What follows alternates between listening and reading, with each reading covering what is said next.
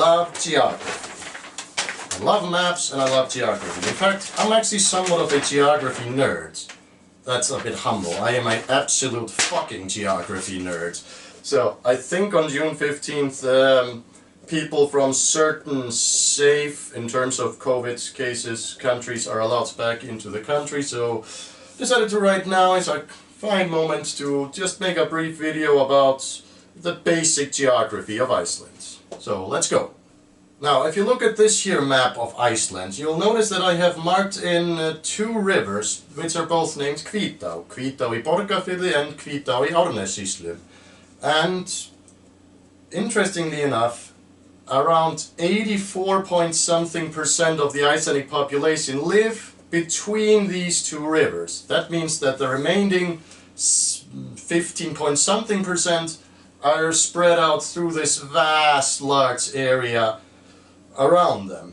More than 2/3 of the entire population live in höfuðborgarsvæðið, the capital city area, which is basically Reykjavik and several surrounding towns located here. However, this video is going to mainly cover the outer areas. So, if you ever meet an Icelander abroad and ask where they are from, if they're not from Reykjavik, chances are they'll explain that they are from one of the 4 landsfjórðungar, or land quarter, or country quarters, which are Vesturland, Norðurland, Austurland and Suðurland. Yeah, the translations are just west, north, east and south, obviously. Now, each of these quarters have a... first of all, they have a historical significance to them, dating back to the Middle Ages, when the country was deliberately divided into quarters that had some legislative provenance over the smaller goðorð, but the like nationwide parliament was convened at Þingvellir. And each of these quarters is actually represented in the coat of arms by their so-called landafræði, which are the 4 protectors of Iceland. The south has the bergrisi, or mountain giant. The east has the dragon, or dreki. And the north has the örn, the giant eagle. And the west is represented by the griðungur, the giant bull. Anyway, let's not talk about each quarter individually. Now, when it comes to Vesturland, most people that live there will make a distinction on whether or not they live in Vesturland or the Vestfirðir. Let's talk about Vesturland first. Now, to me, I've traveled quite a bit around in Vesturland, and the largest town there is most definitely Akranes. I believe the population is just under 7,000. However, I have pretty much only driven through there. I've never really stopped there, so I don't know anything about it. In my mind, one of the most beautiful towns in all of Iceland has to be Stykkishólmur, located on the Snæfellsnes Peninsula. The Snæfellsnes Peninsula as a whole is one of my favorite travel destinations in all of Iceland. You know, there's everything you can imagine on this strip of land can be found there. Like, there are lava, caves, there's a glacier, lots of rivers, great fishing opportunities, just an all-around wonderland to just go around hiking and exploring. Now, when it comes to the Westfjords, however, they are a world in and of themselves. The largest town there is Ísafjörður, which has a population, I believe, of just over 2,700 people. But it's still a very geographically important place, and it's so cut off from the rest of the Iceland, most of the Westfjords are, that when you arrive in Ísafjörður you feel like it's you can feel it, that it's a important culture center. Like, it appears they have everything to survive just there. In the winter it can be very difficult to get back and forth from the Westfjords, and flying there is usually the best option in that regard.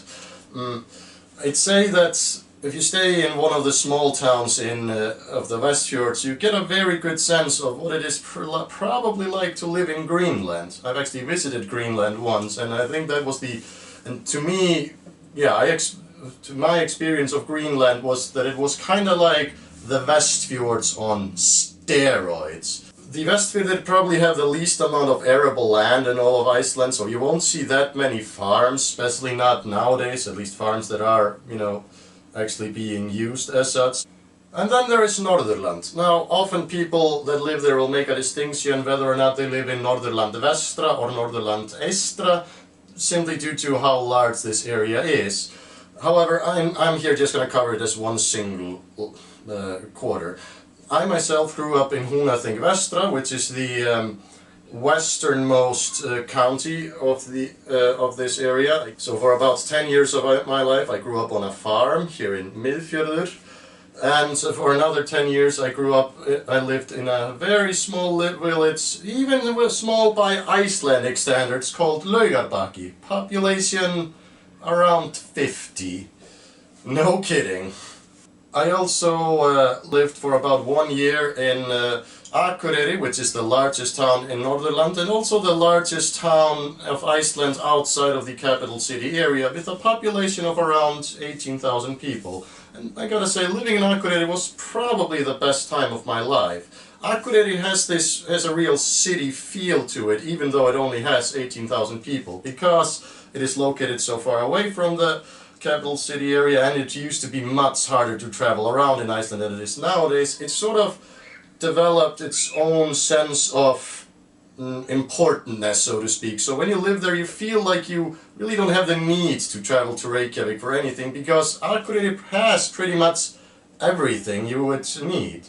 I also went to high school, or well, junior college, I think that's the translation of framhaldsskóli, in a town called Sauðárkrókur, population about 2,500, and yeah, those were most definitely the worst years of my life. Anyway, Norðurland has probably the second highest amount of arable farmland in all of Iceland, second only to the Suðurlandsundirlendi in the south. Now, there are vast areas of green farm areas, such as these. However, they are always separated by mountain ranges that also separate the different counties from one another. But yeah, Skagafjörður and Eyjafjörður especially have loads of very high productive farms, and most of them are in full use. So very high percentage of Iceland's farm produce comes from these areas. But yeah, in between these lush green farm areas there are several mountain ranges. The most notable are probably the mountains of the Tröllaskagi.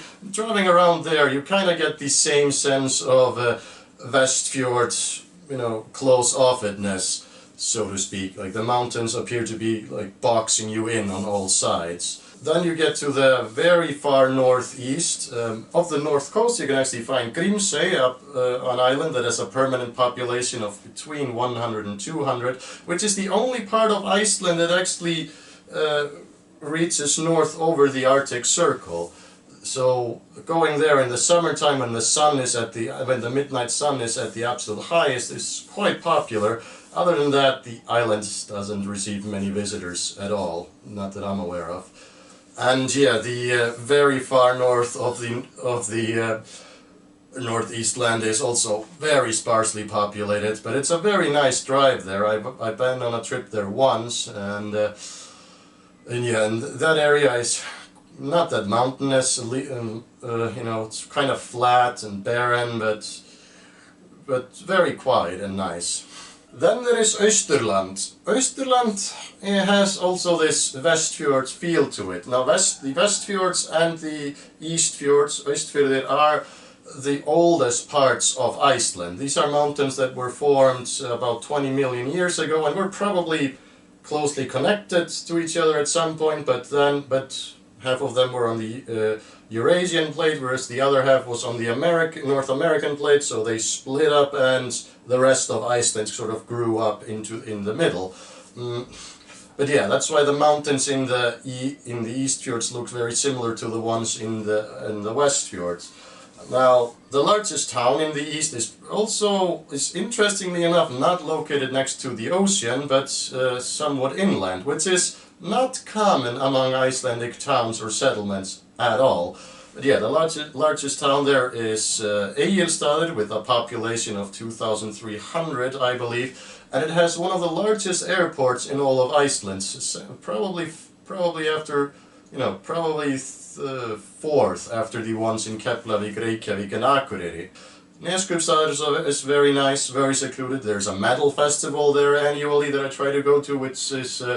where do you want to go for an Icelandic metal festival? Obviously you go to one of the most remote towns you could ever possibly find.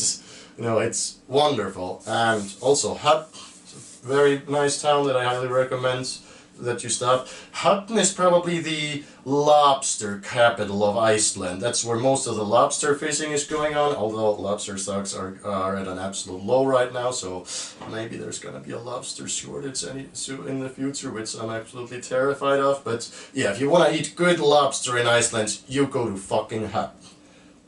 And also the east is where the only place in Iceland where you can actually find reindeers. Yeah, reindeers are the largest wild mammal, land mammal that you can find in Iceland, but they only exist in the east. They were never able to fully spread all over Iceland. Probably better for the vegetation now that I think about it, but yeah.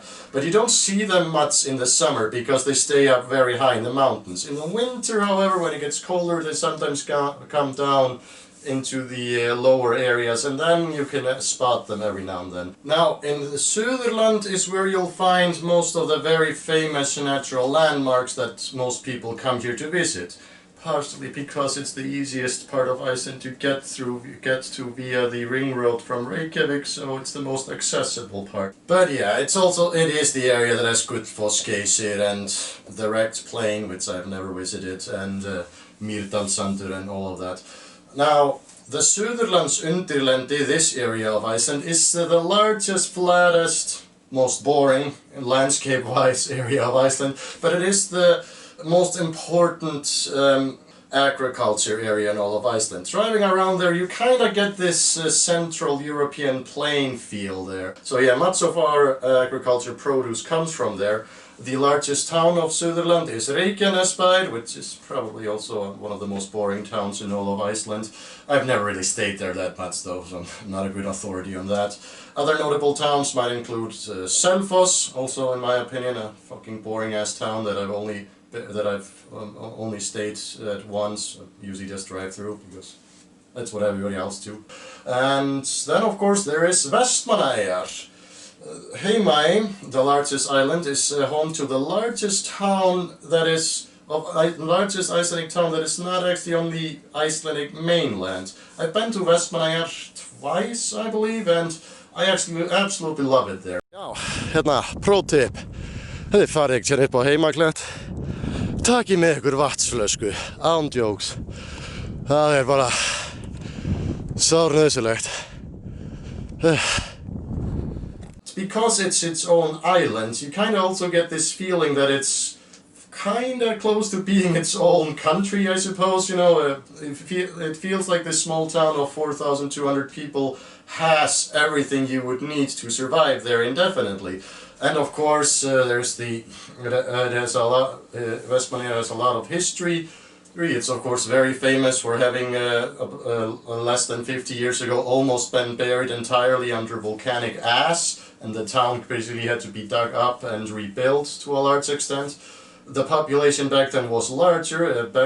Before 1973, I think the population was over 5,000, but yeah, so it's still less than 1,000 people off from what it used to be, but it is still Heimaey is still a very important town. It is probably, in terms of population density, the most important fishing town in all of Iceland. I don't have data to back that up, but just from the looks of it, and yeah, like very many powerful fishing companies operate out of the Vestmann Islands, and you know, they sit on top of probably the richest fishing grounds that all of Iceland has.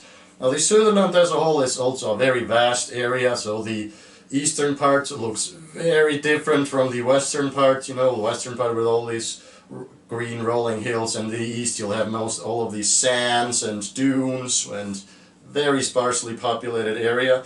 This is also where you will come across the fabled Jökulsárlón. Well, it's actually Jökulsárlón simply means glacier lagoon. So if you are referring to this particular glacier lagoon that everybody's referring to, it is actually called Jökulsárlón á Breiðamerkursandi, separating it from the other Jökulsárlóns located in several other places, mainly around the glacier Vatnajökull.